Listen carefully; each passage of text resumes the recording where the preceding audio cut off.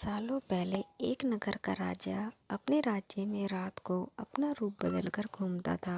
वो रूप बदलने के बाद लोगों से मिलकर अपने यानी राजा के बारे में जानने की कोशिश करता था और उनकी समस्याओं को समझता था।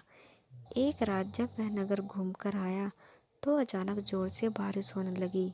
उसने देर किए बिना एक गरीब का दरवाज़ा खटखटाया। राजा के दरवाज़ा खटखटाने के बाद घर से एक व्यक्ति निकला। वह एक गरीब किसान था जो अपनी पत्नी और बच्चों के साथ रहता था। बारिश तेज थी तो किसान ने राजा को अंदर आने के लिए कहा। राजा ने अपने घर में जाने के बाद पूछा, क्या आप मुझे कुछ खिला सकते हैं? मुझे बहुत तेज भूख लगी है। वो गरीब किसान और उनका परिवार 3 दिनों से भूखा था और उनके घर में एक भी दाना अन्न का नहीं था। किसान के मन में हुआ कि भले ही हम भूखे हैं लेकिन हम अपने अतिथि को भूखा क्यों नहीं रख सकते। अब किसान ने ये सोचकर बेचैन हो गया कि अपने अतिथि का पेट कैसे भरा जाए।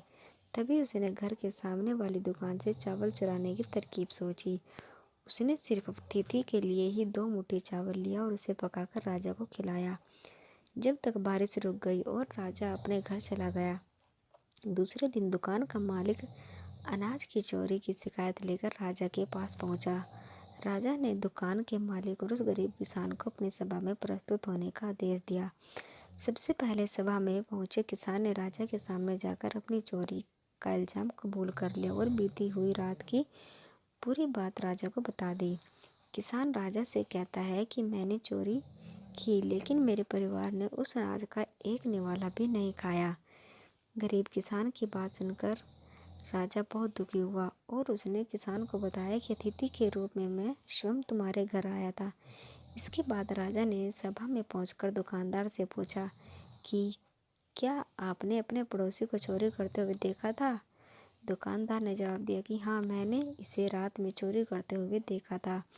दुकानदार की बात सुनने के बाद राजा कहता है कि इस चोरी के लिए पहले मैं जिम्मेदार हूँ और दूसरा तुम हो, क्योंकि तुमने अपने पड़ोसी को अनाज की चोरी करते हुए देखा मगर कभी उसके भूखे परिवार को नहीं देखा। तुम अपने पड़ोसी होने का धर्म बिल्कुल नहीं निभा पाए। इतना कहने के बाद राजा ने दुकानदार को सभा से जाने के लिए कह दिया और किसान की अतिथि निष्ठा भाव को देखकर उसे 1000 सोने के सिक्के इनाम के रूप में दिए।